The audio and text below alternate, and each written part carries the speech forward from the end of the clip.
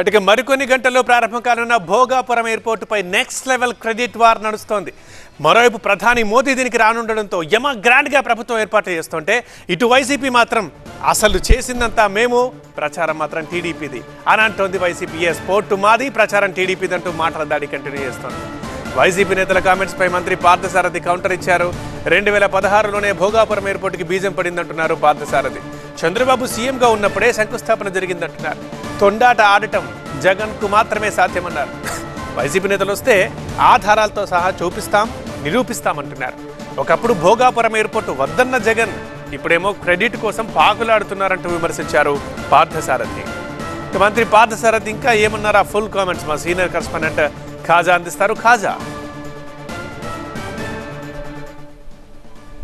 మంత్రి పార్థసారథి మనతో పాటు మాట్లాడేందుకు ఉన్నారు. సార్, 1వ తేదీన Bhogapuram Alluri Sitaramaraju international greenfield airport ప్రారంభోత్సవం ఏర్పాట్లు ఎలా జరుగుతున్నాయి? దేశంలోనే నెంబర్ 1గా అన్ని విషయాల్లో కూడా ఎన్విరాన్మెంట్ కానివ్వండి, టెక్నాలజీ కానివ్వండి, వసతులు కానివ్వండి, అన్ని విషయాల్లో కూడా నెంబర్ 1గా మరి ఇక్కడ విమానాశ్రయం నిర్మించబడింది. వితౌట్ కాంట్రిబ్యూషన్ పనిచేసేది ఒకరు, ప్రచారం చేసుకునేది మరొకరు అన్నది వైఎస్ఆర్ అధినేత జగన్ చేస్తున్న ప్రధానంగా ఈరోజు ట్వీట్ చేశారు. దానికి మీ సమాధానం? మనం చిన్నప్పుడు ఆడుకుంటూ ఉంటాం తొండి ఆటలు అని చెప్పేసి. తొండి ఆట ఆడటంలో జగన్మోహన్ రెడ్డికి మించిన వారు ఎవ్వరూ ఉండరని చెప్పేసి మనం చేస్తాం. గూగుల్ శంకుస్థాపన చేస్తే ఆ గూగుల్ని నేనే తీసుకొచ్చానంటారు. లేదు, ఇప్పుడు భోగాపురం ఎయిర్పోర్ట్ మొట్టమొదటి నుంచి నేనే తీసుకొచ్చానంటున్నారు.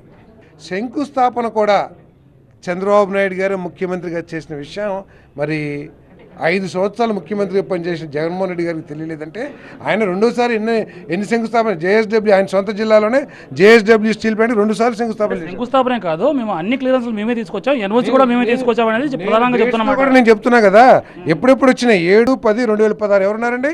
తెలుగుదేశం ప్రభుత్వమే కదా. కేంద్ర ప్రభుత్వం నుంచి ఇన్ ప్రిన్సిపల్ వచ్చింది. అదేవిధంగా 14/8/2017 ఎవరున్నారండి? తెలుగుదేశం ప్రభుత్వం కదా, చంద్రబాబు నాయుడు గారు ముఖ్యమంత్రిగా కదా. ఆ రోజే కేంద్ర పర్యావరణ శాఖ అధికారికంగా క్లియరెన్స్ జారీ చేసింది. టెండర్స్ ఎప్పుడు పిలిచారండి? జూలై 2016లో టెండర్ పిలిచారు. మళ్ళీ రీటెండర్ ఎప్పుడు పిలిచారండి? 2019 ఫిబ్రవరిలో జిఎంఆర్కి ఆర్డర్ కూడా ఇచ్చేసాం. సో ఇవన్నీ ఆధారంగా ఎవిడెన్స్ ఉంటే, డాక్యుమెంటరీ ఎవిడెన్స్, ఎందుకంత అబద్ధాలు మాడతారు? తొండి ఆట ఈ విధంగా ఆడతాం చేతకాని వాళ్ళే చేసే పని తప్పితే వేరేది కాదని చెప్పి భావిస్తున్నాను. సో ఇది ఓవరాల్గా ఏదైతే ఈ Bhogapuram international Alluri Sitaramaraju greenfield airport ఏదైతే ఉందో దీన్ని అట్టహాసంగా ప్రారంభించేందుకు సిద్ధం ఏర్పాట్లు జరుగుతున్నాయి. అందుకు తగ్గట్టుగానే